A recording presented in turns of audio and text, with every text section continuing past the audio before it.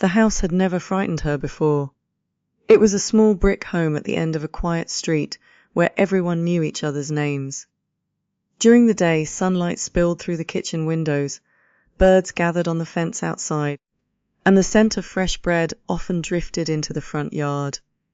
It was the kind of place that looked safe enough to make people forget that danger rarely announces itself. Emily had lived there for almost 4 years with her husband, Michael.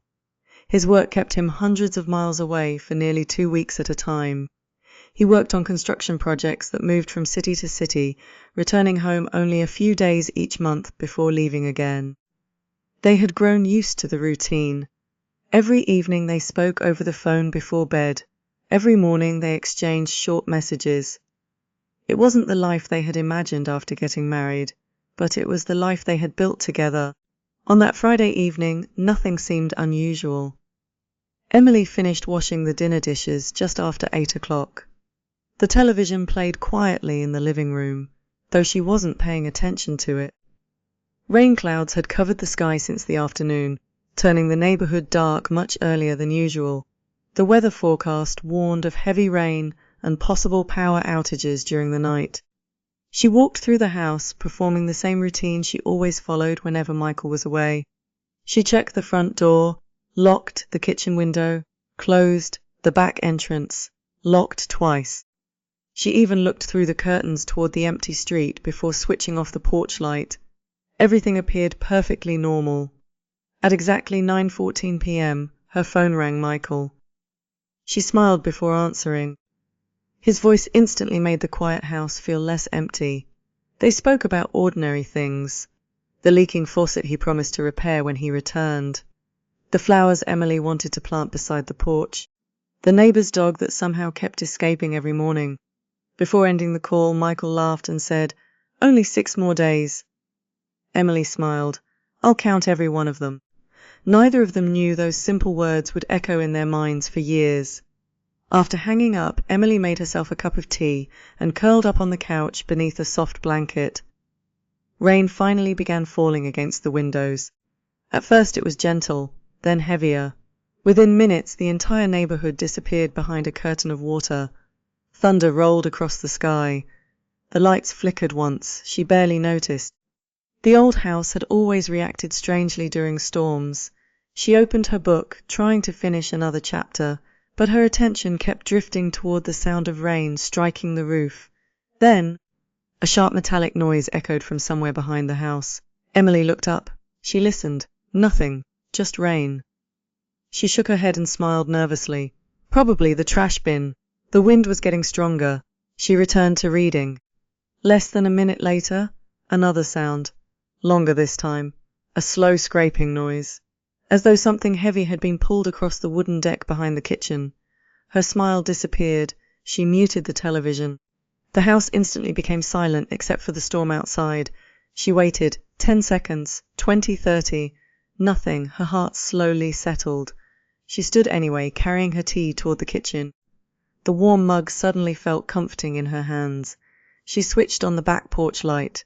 The yellow glow revealed nothing except rainwater pouring from the roof. The yard looked empty. The fence swayed gently in the wind. She pulled on the back door handle, still locked. Satisfied, she switched the light off again. As she turned away, the motion sensor near the garage suddenly lit up by itself. Emily froze.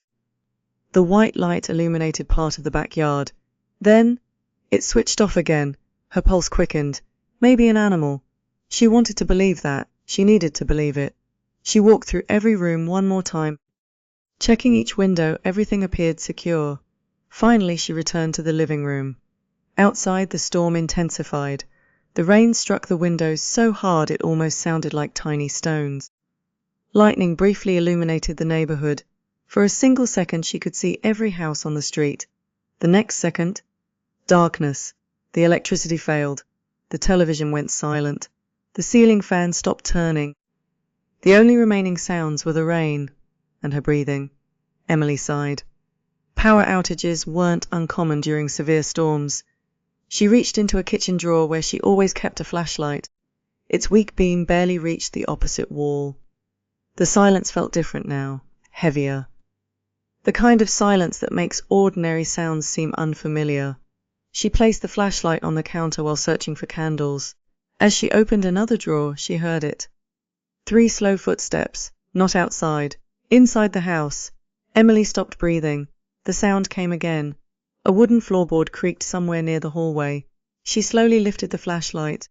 Its narrow beam swept across the empty kitchen. Nothing. Who's there? She called. No answer.